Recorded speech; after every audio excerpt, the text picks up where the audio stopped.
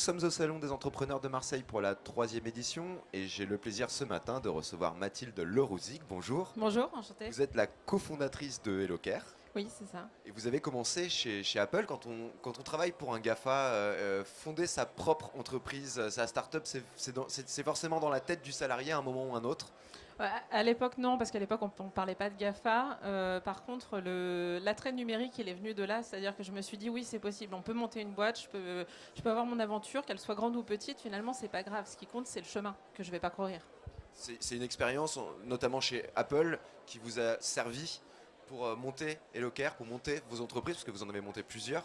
Oui, sur l'agilité, ça m'a beaucoup servi. Après, j'ai travaillé dans plusieurs startups et clairement, c'était inspirant. Et les personnes avec lesquelles j'ai travaillé m'ont donné envie de faire ça. Vous ont donné quel conseil particulier, le meilleur conseil qu'on vous ait donné? D'être accompagnée, de ne pas rester seule en fait. Dès que je rencontre un problème, j'essaye d'en parler. Alors ça m'a demandé, je suis obligée de me faire violence parfois, mais c'est essayer de m'ouvrir aux autres pour pouvoir recueillir leur avis. Vous avez créé plusieurs entreprises, vous venez de le dire. C'est quoi votre moteur? Alors moi, mon moteur à moi, il est vraiment dans l'apprentissage. J'aime bien apprendre tous les jours, j'aime bien sortir de ma zone de confort, et ça, je le trouve que dans l'entrepreneuriat.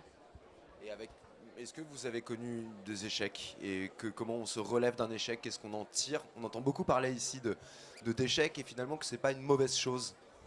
En fait, déjà, l'échec, c'est le quotidien de l'entrepreneur. C'est tous les jours, on s'est planté quelque part et tous les jours, on corrige le tir. Après, le gros échec, oui, je l'ai connu. Ça m'est arrivé d'avoir des moments où une de mes boîtes a pris l'eau. Ça a été très compliqué parce qu'à ce moment-là, il faut réussir à ressortir la tête de l'eau et remonter en selle.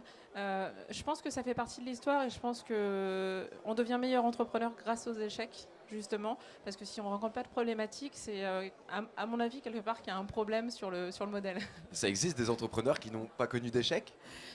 Je pense qu'il y en a, oui, mais ils ont eu un facteur de chance important.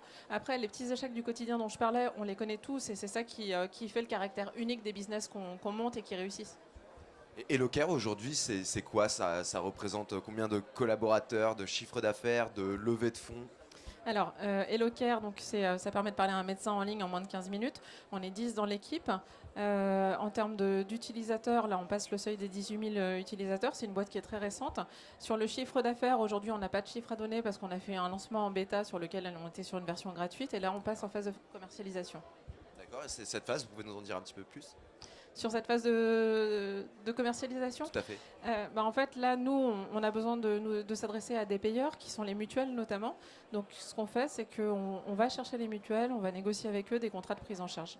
D'accord, enfin un dernier mot, on voit beaucoup de startups ici, on sent un véritable engouement en France et dans la région autour des startups. Est-ce que vous pensez qu'il y a un effet Emmanuel Macron éventuellement qui voulait faire de la France une startup nation? Alors, je pense que, enfin, c'est mon point de vue personnel. Je pense que ça s'est passé dans l'autre sens. C'est que lui s'est beaucoup inspiré des startups, à la fois pour faire sa campagne présidentielle, même pour aller lever des fonds. Et finalement, cette inspiration a donné plus de visibilité aux startups. Mais c'est un phénomène qui existait déjà. Et ce qui est très bien, c'est qu'il donne un coup de pouce finalement à l'entrepreneuriat sous cette forme particulière qu'est la startup. Mathilde Lerouzic, merci beaucoup. Merci à vous.